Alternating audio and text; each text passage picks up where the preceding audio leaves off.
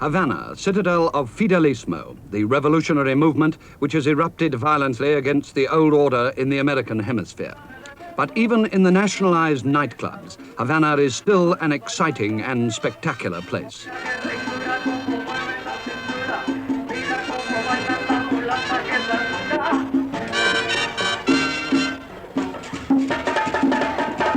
The famous Tropicana still presents a lavish extravaganza under this uniquely Cuban revolution. But the prices are much cheaper.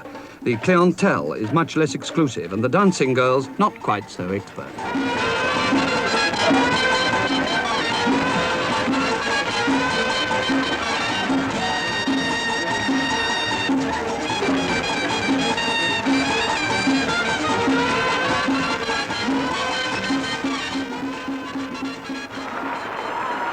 The revolutionary customers hear songs full of anti-American propaganda. This sketch portrays Russian astronauts in red space helmets, and it ridicules America for being second in space.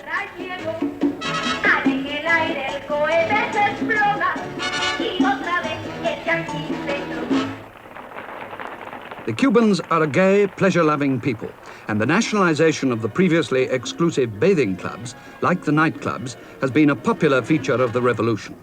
This used to be the luxurious Biltmore Beach Club, with, they told me, an entrance fee of $2,000 and an annual subscription of $200. Nowadays, anyone can come in for a few cents a time. The luxury hotels, too, are nationalized, guarded by Castro's militia, armed with communist-made weapons, a formidable force if its marksmanship matches its sex appeal. In every street of Havana, the revolution is proudly advertised. Commerce and industry, so much of it American-owned, has been taken over. And the American embassy stands silent and shut, symbol of a chapter in Cuban history. Ironically, the American influence persists in the gay and colorful advertising which shouts the slogans of the anti-American revolution, led by Fidel Castro, whose strength and popularity was tremendously increased by the invasion attempt last April.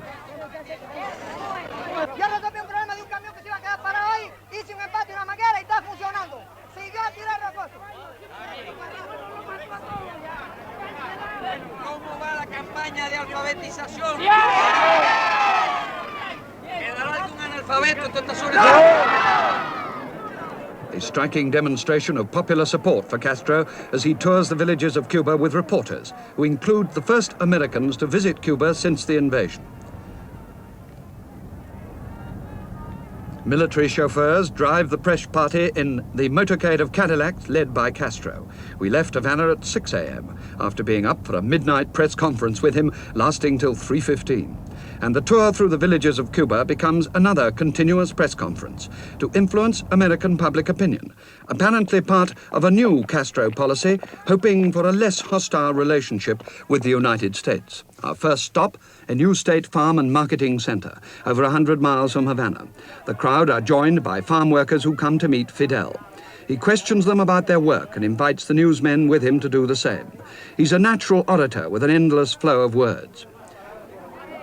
His surprise appearance attracts many spectators, such as this girl from the uniformed corps of teenagers who, under an extraordinary Castro plan, have stopped their own schooling to teach older people to read and write.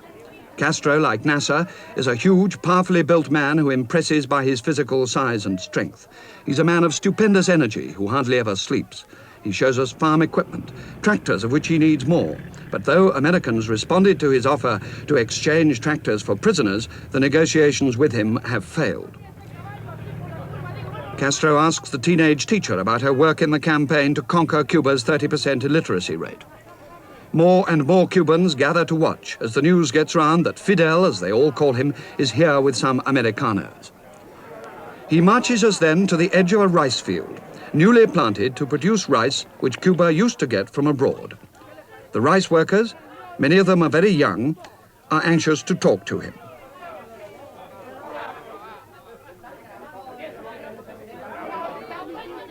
They are particularly glad of a chance to do so because they have complaints about not having been paid lately. But Castro's entourage suggests that this is not the moment to press the matter. The growing crowd of onlookers now includes some Russians. These are young farm technicians, 300 of whom have just arrived in Cuba to swell the number of advisors from communist countries. And in exchange, 1,000 Cubans have gone to Russia.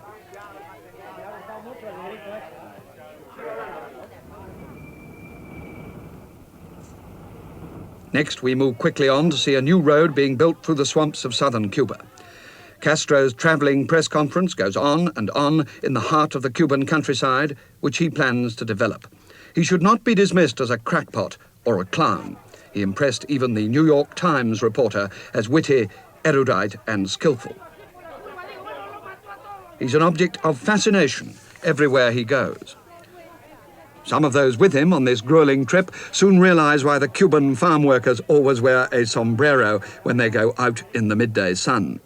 Castro's conducted tour is not only to show us the support he has among the Cuban people and what he is doing for them, he has other sights to show. He takes us to the scenes of his triumph last April, when the invasion launched against him collapsed. He shows us the wreckage of an American B-26 plane, supplied by the Americans to the invaders and shot down by Castro's forces. This is a moment as satisfying for Castro as it is humiliating for his American guests. And there is more to come. Nearby, he conducts us to a house destroyed by a bomb from the invading force. Castro says that the ruined building will be preserved as a memorial. Then to the spot where the seaborne attack was crushed, on the beaches of southern Cuba. Castro explains how the fighting went and how he personally fired the cannon which sank an invading ship. Will these bitter invasion memories be a permanent barrier between Castro's Cuba and Kennedy's America? Eventually, I get him to one side for an interview when we stop for lunch at a new restaurant and recreation center. Workers from the neighboring plantations are having their midday meal. These are the people for whom Castro stands. The improvement of their living standards has been a prime aim of his revolution. They have seen the upper class either liquidated or forced out, and they have seen the American-backed invaders defeated by their leader, Fidel. He soon dispensed with the interpreter in our interview. What do you think should happen in order that Cuba and the United States should become good neighbors and good friends? Nosotros siempre hemos estado dispuestos a discutir. The United States should argue or should make negotiations with Cuba on a different setting. The United States did commit aggression against Cuba, and you can never argue or have discussions with a nation to whom or to which you want to destroy. It's said that your policies in Cuba, Dr. Castro, are leading to conditions of great economic difficulty. Is this so? What you have traveling across Cuba, what have you seen during the travel? Everybody working, everybody happy. Have you seen the economical difficulties? Well, I haven't seen any, and everybody seemed happy. But are there not shortages nonetheless? People can still look happy, and there'll be many shortages which may become serious. Will not be difficult, because we are rising our production. You have seen all the fields, a lot of work, a lot of machinery, and we have increased the agricultural production very much. That is why we have all the things that we need. If we have difficulties, are now small difficulties, but in a short future, we will have all the things necessary, because what we need is to work, and what we need is peace to work. You are regarded in many quarters, Dr. Castro, as a communist. Is this true? We have said that we are socialist. Mr. Khrushchev says he's a socialist too. But he says that he is going now to be communist, because he is building the communist society, and we are building a socialistic society. That is before communism. Do you regard yourself as a neutral in the Cold War, like India or Egypt? Or do you regard yourself as aligned with the communist powers? Why are you thinking in war? I think that the best thing for peace is thinking in peace. I am with the peace. You obviously have a great deal of support among the people of Cuba, Dr. Castro. Why, in that case, do you not hold elections on a democratic basis? We asked it to the people. People said we don't want political now, because we are working. and political was good only for robbers and for criminals. And the people is working. People don't worry now. In the future, we will solve our institutional problems, because now we are building a new society that is the most important. We are building the house. After build the house, we will paint the house and we'll organize the house. Dr. Castro, some people say, some of your Cuban enemies say... Who says? Yes. People in Miami, Americans, say that you started a revolution to bring in democracy, and you have not done so. Do you believe that there is no democracy here? I am sure there is more democracy I'm asking you a question. than in the United States. Because here, what was a labor? What was a peasant? Was oppressed by authority, by owners of the lands. Now they organize their work, they organize their cooperative. The most free man you can find in all America is the Cuban man. But he's not so free if he's in this prison among the many thousands of political prisoners. So far, life in Cuba has not seriously suffered from material shortages. Petrol supplies and trucks have come in from communist countries. There are some irritating shortages for the Cuban housewife, who finds it very hard to get cooking fats, oils and butter. To a large extent, the economy has kept going on the American hump.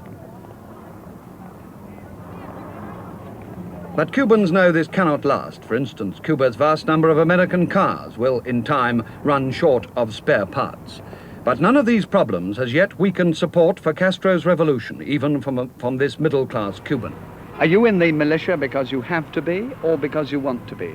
I volunteered to go into the militia 18 months ago, and voluntarily, I don't have to be in the militia. And what about this little chap here? Oh, he just loves to use this uniform.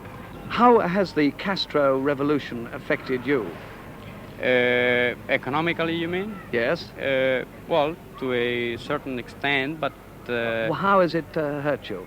Well, I work in a company that sells machinery from the United States.